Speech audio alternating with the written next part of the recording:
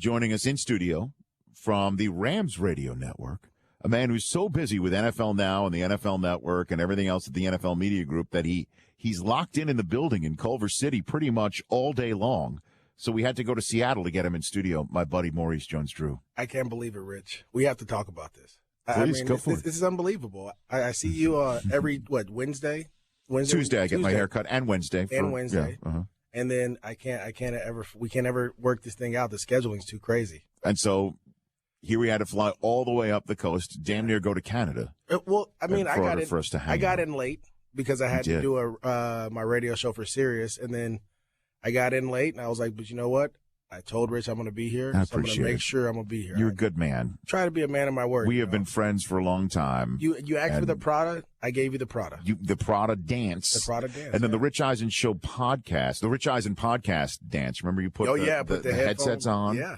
And then you did the tie. Yeah, made sure the mic and everything was going. We were talking about this the other day, my two Chris's back in Los Angeles, that our favorite one was the Mooch crying over Favre dance you did at the Pro Bowl on ESPN. Right. At our request. Yeah, why not? I didn't know it was that big of a deal, but now that I know, Mooch is, he's very emotional. He is. He loves his players, and Favre was something that he loved, and I got a chance to talk to the mascot. Even though he doesn't talk, I talked to him and told him I was going to hug him. Jackson DeVille, right? Yeah, Jackson DeVille, yeah, exactly. Now, didn't you, what was that? I forget the dance. You sort of rubbed your eyes, right? Yeah, and then I went over and hugged the mascot of the Vikings.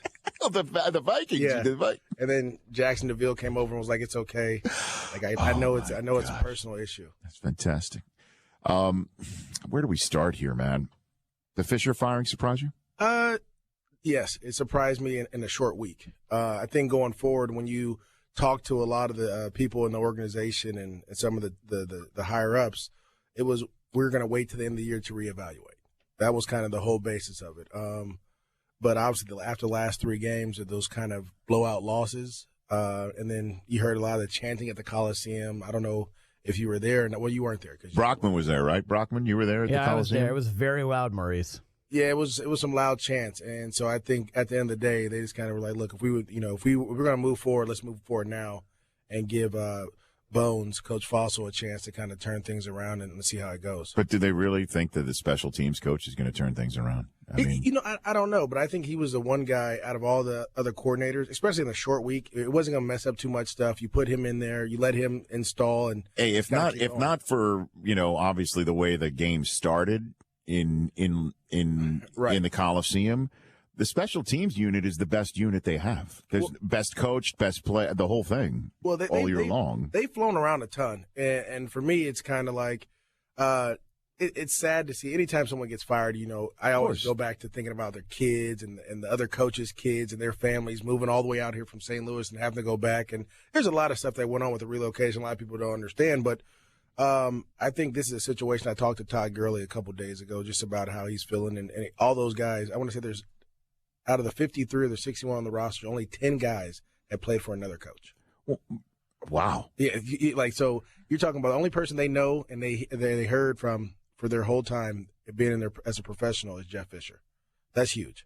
So we'll see how it gets shaken up in that regard. Exactly. Now, but how has look, I've moved, you've moved. Mm-hmm. Anyone within the sound of our voice has probably moved at least once, if not multiple times in their life. It's crazy. Your life in boxes, it's nuts. And then if you got a job to do at the same time, it's even more stressful. But how really did the move affect the wins and losses this year? Can you really draw a line from point A to point B? I think Maurice? You can. I think there's other things that got involved. I think them losing Janoris Jenkins and Rodney McLeod. I think those two guys, I was just talking last night with some people. If you had those two players, you may win 4 more games. Really? 4 more games? Carolina Panthers game is a winnable game with those two on the outside and in the back deep. I think Tannehill wouldn't have jammed it down their throats with 5 minutes to go twice. Exactly. I don't think that would have happened. I think there was a couple other. The Giants game in London I think would have been completely different, even though they did a great job of shutting down Odell Beckham and those guys. But they still had a couple miscues where they were able to go down and score. I just think there's certain games that if you had some more talent that would add on. But then also to the relocation, I tell people all the time, free agents move all the time. And that's just one or two guys. And with the draft, maybe 12 guys on a team. you're talking about the whole organization, people who are from St. Louis, people who have never been outside of that area, the Midwest, coming to Los Angeles, the distraction that Los Angeles brings, nightlife, and you have young players and things like that goes on. But the biggest thing for me, where I found out 2 months ago, there was guys still living in hotels. There were guys still transitioning over in the middle of the season. A lot of that stuff comes into play. So I don't know how many games it would be, but I know when a whole organization relocates, 10-6 isn't going to be a great record to try to get to. Well, and also, I've got Maurice Jones-Drew here on the Rich Eisen Show studio from Seattle. He's calling the game on the Rams radio network tonight, as he's done all year long. And then, obviously, it would help if your first overall pick could win games right away, and it's not to be expected, even though we have seen it happen before. And Wentz did come out of the gates really well, but we've seen what's happened. Dak Prescott started House of Fire. Now we're already discussing if Romo should be in there because Jerry Jones isn't slamming the door shut. Why didn't Goff start for the first half of the season? All we heard is he wasn't ready. I mean, was he really not ready to play football? It wasn't, Rich. It wasn't the physical ability because he can make every throw. It was the mental ability, understanding where teams are going to blitz you. And you saw that early against Dallas when they went the double-A gap and he slid the line the wrong way. And so there were things that he in had the preseason. You're talking in the preseason, okay. Yeah. So there was a couple preseason games where he wasn't ready to move the line the right way. He didn't have that professional capacity, I guess, to hold a professional offense, understand a professional offense. Where when you come from a spread offense, everything is quick. Get the ball out, throw it to a guy if someone blitzes. Mm-hmm. It's real simple. But then you're asking this guy to command 10 other guys, make sure they're on the right page, do a lot of things that he had to learn. And I thought Jeff Fisher, I talked to Jeff Fisher a ton about this, and he was like, listen, when it's time for him to go in, we'll put him in.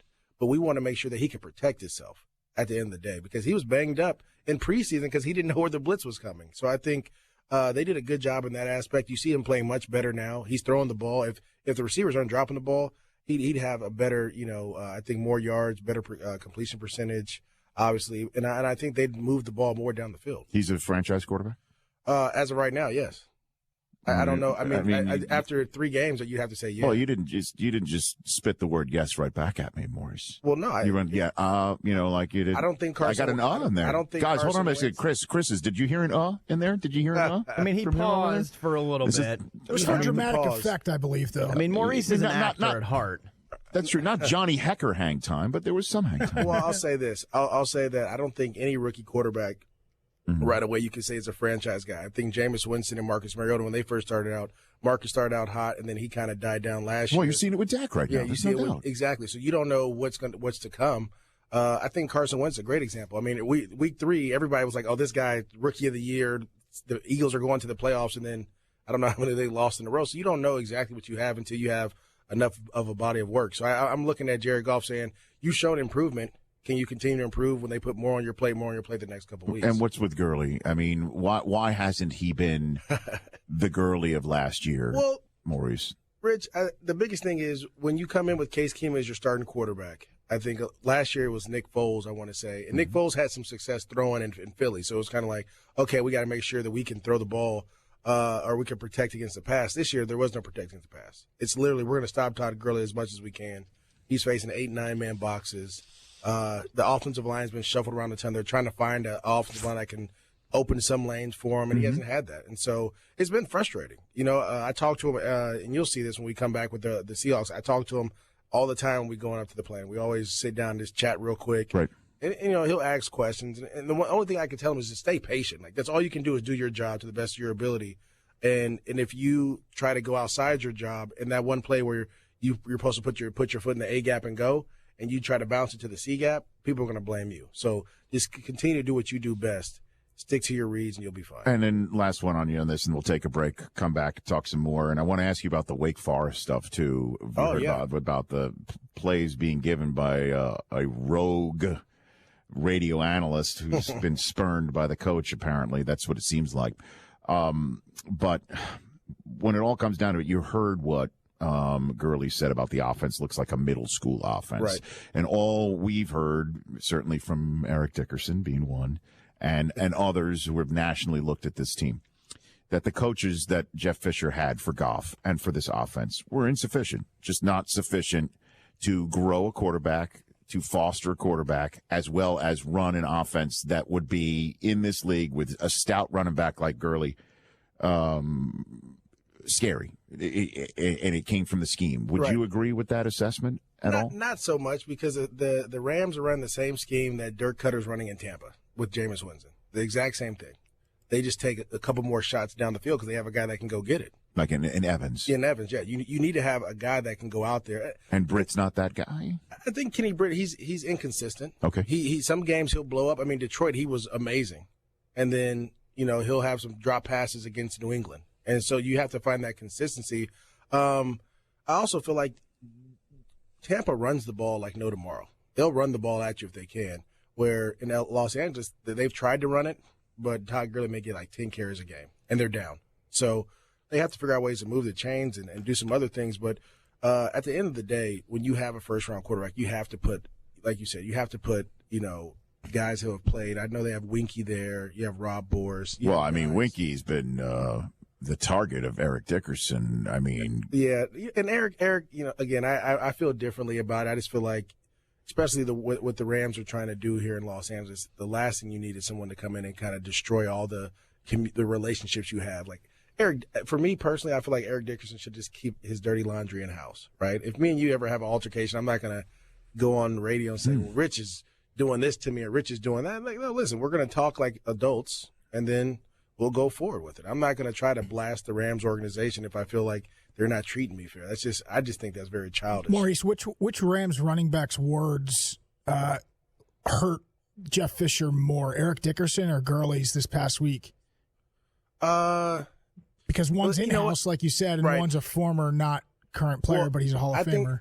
I think they both put weight on Stan Kroenke, and obviously when your running back in-house says we're a middle school offense, that's not going to help. So I think a lot of the pressure from outside with Eric Dickerson put weight on him, and then losing those games put weight, and then Gurley coming out. But did Dickerson's presence really on the sideline? I know you were up in the booth. Right. Did it really weigh on some players looking over there saying that's that guy who was blowing me up on his noontime show on the local radio station? I think anytime someone talks bad about you consistently, regardless of who it is, you don't want them around you.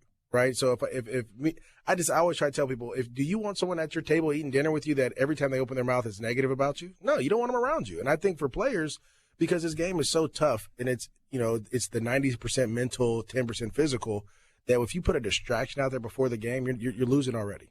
You're already down. How many points you want to put out there. So I thought that was great of Jeff Fisher to call Eric and say, listen, man, like I can't put you around my players if you're going to continue to dog us every time you open your mouth.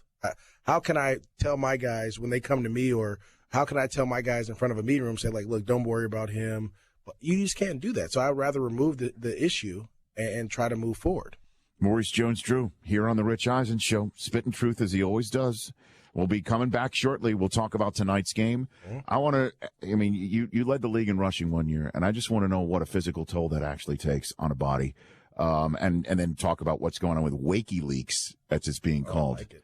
With Wake Forest. And then, of course, your phone calls, 844-204-RICH, on that subject as we come back with Maurice Jones-Drew here on The Rich Eisen Show with Warren Moon, also still to come from Seattle. Fans, this is your last chance to get your favorite NFL and college team blankets before Christmas. Go to EliteTeam.com for the softest Denali NFL and college blankets by the Northwest Company. Hanukkah and Christmas are actually meet up this year. I don't know if you're aware of that, Maurice Jones. It's my second favorite holiday. Hanukkah? Yeah. Or Christmas? Okay. Get 25% off and free shipping with promo code BLUE at EliteTeam.com. 25% off and free shipping with that promo code BLUE. Go to EliteTeam.com right now because the sale ends December 19th. Right around the corner. Inventory selling fast. These blankets are awesome. Elite Team, the official blanket of Pure Fandemonium. We can get you a UCLA blanket or a Jaguar blanket. Yeah, UCLA basketball, it would be awesome. Hey, your Bruins just took care of my Wolverines. Yeah, that was a good game, too. You know how I know UCLA is really good? Because I tried to, I figured I'd be smart, and I'll go on the secondary ticket market last minute, see if I can take my kids. Mm-hmm. Tickets are through the roof. Oh, yeah. And I'm like, okay, there's a lot of front runners now. They must be good. They beat Kentucky. Now everybody's feeling it. Now they beat Michigan. They are really good, though. They have a great recruiting class. They're going back to the one and dones. That's the one thing that UCLA tried to go away from when I was there. You know, because when I was there, it was Kevin Love, Follow, Farmar, Russell Westbrook. Did you know Westbrook was as good at like Mr. Triple Double? No. Like MVP of the NBA type good? I'll tell you, when he first got there, I had just left and I came back, and there's this lanky kid working out with the football team. I'm like, who is this guy? Like, why is this guy lifting with you guys? I know he can't play football. It's a tall, skinny kid. Oh, no, he plays basketball, but he has a football mentality. And this is how he plays. Like, he plays with that grit and that aggression. And, you know, he was a sixth man, too, when he first started at UCLA until, I want to say, Collison got hurt. Then he came on like a tear. So we knew he was going to be good, but not as good as he is now. I mean, so he was working out with the football team, Westbrook? Yeah, lifting with him and stuff. It's crazy. Did he have his colorful a pregame attire then, as he does now? Where did he acquire that part of his game? I think once he got some money, he started to expand a little bit. You know, at UCLA, we were a little on the poor side, so he was kind of UCLA through and through. You know, the sweatsuits, the team issued stuff that you get. How tough is it to play in this weather tonight? How tough is it to play in the cold? For running backs, it's not too tough because no one wants to hit you in these type of things. So if you run hard, run low, you'll be able to break a lot of tackles. But I was just thinking about it. I was talking to my wife a couple of days ago. I'm like, it's supposed to be cold in Seattle. I don't know if I don't do the cold well anymore. You know, I played in Cleveland and in the Tins, and I played in New England, and I played in negative weather in Chicago, and for 3 hours, I could give you a solid 3 hours back in the day. That's it? That 3.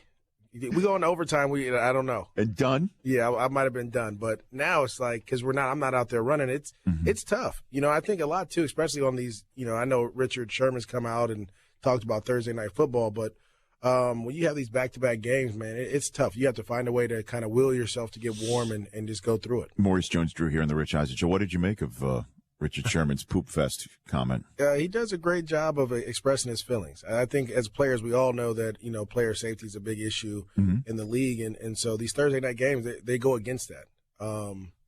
Great for ratings, though. Don't get me wrong. It's great to have football on as much as possible. But for a player's concern, it's tough because, for me, when I played, and I know you want to talk about the rushing title and those those things. That year we played 3 games in 11 days. We played Sunday. Cowboys just did that too, by the way. Yeah, when they went Sunday, Thanksgiving, following Thursday. Yeah, so we went Monday, Sunday, Thursday, and it was after that.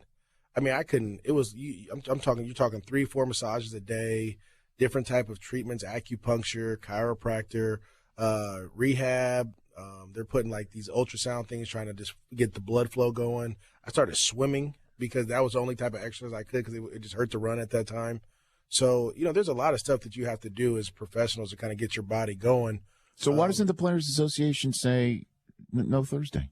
Well, it's the CBA now. No, I know the CBA no Thursday.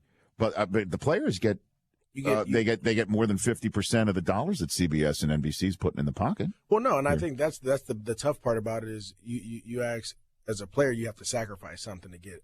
If you want to get paid, you have to sacrifice something. And so part of that going forward, when you have 2,100 players, you don't have one voice. It's hard to have one voice with that many people. And you're talking about higher tiers, like Tom Brady's and the Aaron Rodgers who getting paid this, and you have the practice squad guys and everybody in between. So everyone has a different view on it.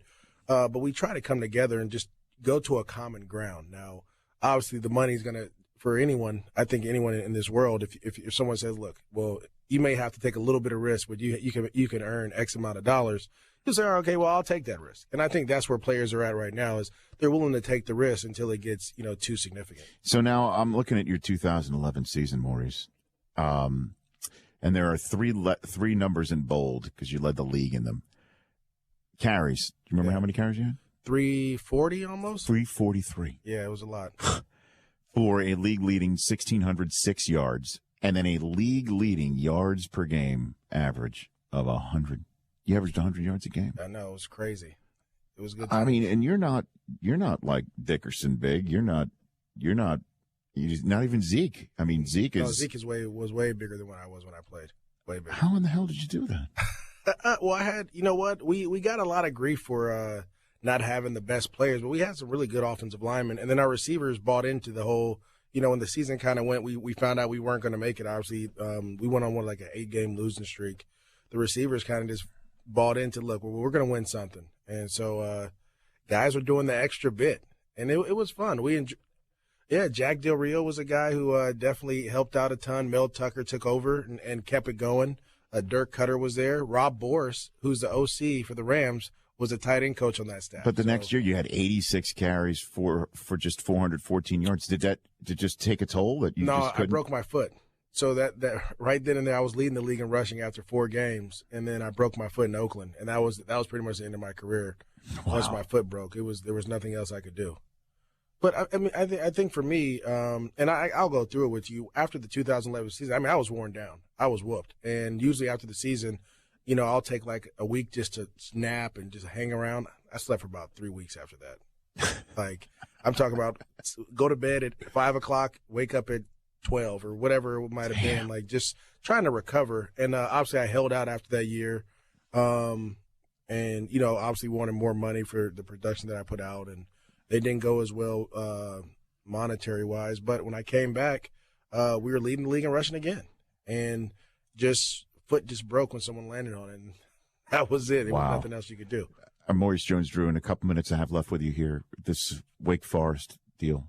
Did you ever, ask him the poll question, Brockman, go for it. Ask Maurice Jones-Drew the poll question in our app at the Apple App Store. If you receive stolen game plans like Louisville's offensive coordinator, would you blow the whistle, use them, or do nothing? I'm going to use it.